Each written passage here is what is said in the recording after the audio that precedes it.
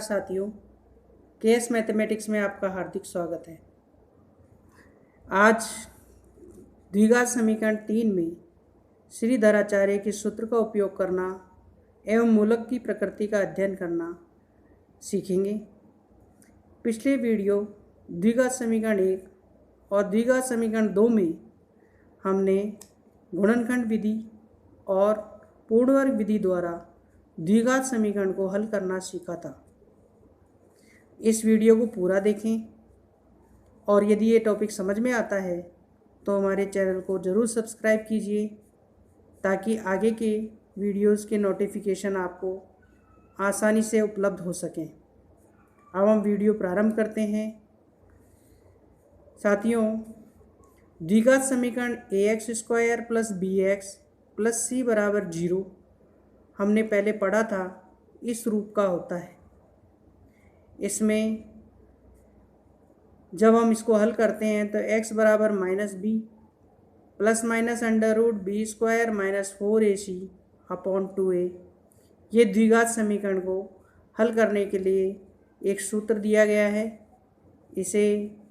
इसका उपयोग करके हम द्विघात समीकरण को आसानी से हल कर सकते हैं, जिसमें बिना किसी समस्या के। यहाँ ABC क्या है? x² का गुणांक a है, x का गुणांक b है और अचर राशि c है।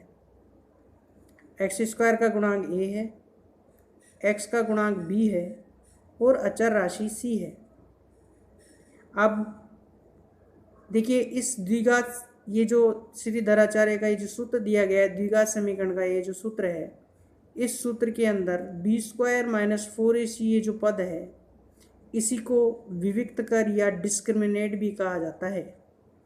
ये द्विघात समीकरण के मूलों की प्रकृति के बारे में बताता है। देखिए, अंडर रूट यहाँ पर b² - 4ac जो है, ये क्या है? विविक्त कर है या डिस्क्रिमिनेट है। v² - 4ac का मान, इसमें 3 कंडीशन होती हैं। पहली कंडीशन है b² - 4ac का मान 0 से बड़ा हो तो इसके मूल वास्तविक एवं भिन्न होते हैं। दूसरी कंडीशन में b² - 4ac का मान 0 हो तो मूल वास्तविक एवं समान होंगे। और तीसरी कंडीशन में यदि b² - 4ac का मान 0 से छोटा हो तो मूल वास्तविक नहीं होंगे, अर्थात काल्पनिक होंगे। कक्षा 10 के स्तर में काल्पनिक मूलों का अध्ययन नहीं है, इसलिए इसे आगे हल नहीं किया जाता है। हमने देखा कि जब b² - 4ac का मान 0 से बड़ा अर्थात धनात्मक संख्या हो तो मूल वास्तविक एवं भिन्न होंगे। जब b² - 4ac का मान 0 के बराबर हो तो मूल वास्तविक एवं समान होंगे। और b² - 4ac का मान 0 से छोटा हो तो मूल अवास्तविक या काल्पनिक होंगे या इमेजनरी होंगे। इन्हें आगे हल नहीं करना है। अब हम कुछ उदाहरणों के जरिए इसे सीखेंगे कि कैसे हल करते हैं। यहाँ हमने एक उदाहरण लिया है,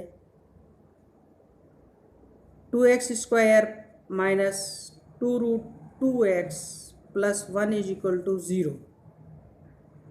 इस उदाहरण में हम जब ax² + bx + c = 0 से तुलना करते हैं तो हम पाते हैं कि a का मान 2 है, x² का गुणांक 2 है, x का गुणांक -2 है और अचर राशि c जो है वो 1 है। a = 2, b = -2 और c = 1। विविक्त कर b² - 4ac, इसके अंदर अपन मान रखेंगे। पहले हमें विविक्त कर के बारे में ही अध्ययन करना चाहिए। मूलों की प्रकृति जब हमें पता चल जाती है तो हमारा काम थोड़ा आसान हो जाता है। हम देखते हैं कि b² - 4ac, इसमें जब हम मान रखते हैं -2√2 का स्क्वायर -4, a का मान 2 गुणा 1, c का मान 4ac, 4ac, 4a का मान, c का मान। इसे हल किया हमने। 2√2 का वर्ग 8 होता है, माइनस माइनस प्लस भी हो जाता है और यहाँ पर 4 दूनी 8 होता है। 8 में से जब हम 8 घटाते हैं तो आता है 0। तो हमने पाया कि बी स्क्वायर माइनस 4ac का मान 0 आया। जो हमारा द्वितीय केस था कि बी स्क्वायर माइनस 4ac जब 0 हो तो इसके मूल वास्तविक और समान होते हैं। तो हम क्या लिखेंगे यहाँ पे कि इसके मूल वास्तविक एवं समान है। अब सूत्र x बराबर minus b plus minus under root b square minus 4ac upon 2a। इसमें हमने मान रखा b का मान माइनस के 2 under root 2 plus minus under root b square minus 4ac का मान 0 ही रख दिया है हमने। एज इट इज हल करने की आवश्यकता नहीं है। अब बटा 2a, यहाँ पर 2a का मान 2 गुणा 2, ये देखिए 2a 2 गुणा 2। जब हमने इसका मान रखा तो 0 रखने से तो क्या प्रभाव पड़ता है, कोई नहीं। तो इसका मतलब ये हो गया कि केवल माइनस माइनस का प्लस 2 अंडर रूट 2 और नीचे 2 दूनी 4, ये 0 ख़त्म हो गया। इस तरह से ये 2 से 4 को काटा हमने, 2 दूनी 4, तो इसका मान आया 2 अंडर रूट 2 बटा 2। इस तरह से हमने इस समस्या का हल। साथियों, अब हम एक और उदाहरण के जरिए इस समस्या को हल करेंगे। x plus 1 upon x is equal to 3।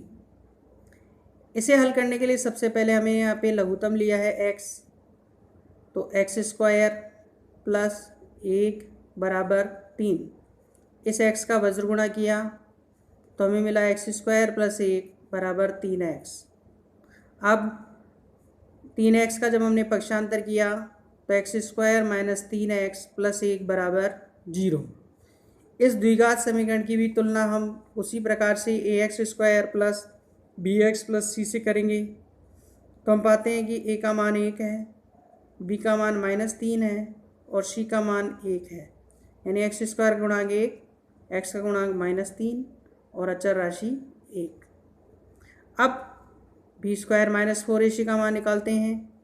तो बी स्क्वायर यानी माइनस 3 का स्क्वायर माइनस 4 गुणा a गुणा c, 4 एकम 4, 3 का वर्ग हो गया 9 माइनस 4 एकम 4। तो हम देखते हैं 9 में से 4 गया 5 बचा, प्लस की संख्या है, 0 से बड़ी है, इसलिए हम क्या कहेंगे, पहली कंडीशन के हिसाब से इसके मूल होंगे वास्तविक एवं असमान।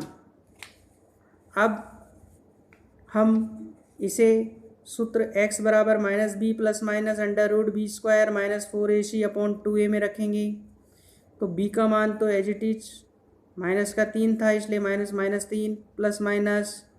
अब बी स्क्वायर माइनस 4ac का मान 5 आ चुका है तो हम डायरेक्ट 5 ही रखेंगे बटा 2a 2 गुणा 1। अब माइनस माइनस प्लस हो गया। हमने देखा है कि ये minus minus plus 3 plus minus under root 5 बटा 2। तो x बराबर, हम दो चिन्ह हैं प्लस और माइनस, तो एक बार प्लस का चिन्ह लेंगे और 3 प्लस अंडर रूट 5 बटा 2, एक बार माइनस का चिन्ह लेंगे, 3 माइनस अंडर रूट 5 बटा 2। साथियों, इसे आगे हल करने की आवश्यकता नहीं क्योंकि अंडर रूट वर्गमूल की जो संख्या ये अपरिमेय संख्या है, इसे हल करना आवश्यक नहीं है, इसे यहीं छोड़ देंगे, हमारा उत्तर हो जाएगा। अब हम एक और उदाहरण लेते हैं। Under root 2x square plus 7x plus 5 under root 2 बराबर 0। तो a बराबर अंडर रूट 2, a का मान एक्स स्क्वायर का गुणांक, b का मान x का गुणांक और c का मान अचर राशि। इसे जब हम हल करते हैं बी स्क्वायर माइनस 4ac, तो 7 का square minus 4 into under root 2 into 5 under root 2। जब इसे हल किया हमने, देखिए अंडर रूट 2 को अंडर रूट 2 से गुणा किया 2 आया और 4 को 5 से गुणा किया तो 20 आया। तो 49 माइनस 20 दूना 40, 49 में से 40 गए तो बचे 9, जो कि 0 से बड़ा है, धनात्मक संख्या है, प्लस की संख्या है, इसलिए इसके मूल वास्तविक एवं क्या होंगे, असमान। अब सूत्र में हमने मान रखा x बराबर minus 7 plus minus under root 9 बटा 2 अंडर रूट 2। तो हम इससे जब हल करते हैं 9 का वर्गमूल प्राप्त होता है 3, -7 प्लस -3 बटा 2 √2। अब हमने इसके दो चिन्ह लिए, -3, एक बार तो माइनस का चिन्ह लिया है हमने, एक बार प्लस का चिन्ह है, या माइनस का, यहाँ पे माइनस का चिन्ह लिया, यहाँ पे प्लस का चिन्ह लिया। तो -3 -7 -3 बटा 2 √2, इसको हल किया, -10 बटा 2 √2 बराबर -5 बटा √2 हो गया। 2 पंजे 10 कट गया, हमने 2 पंजे 10 हो गया।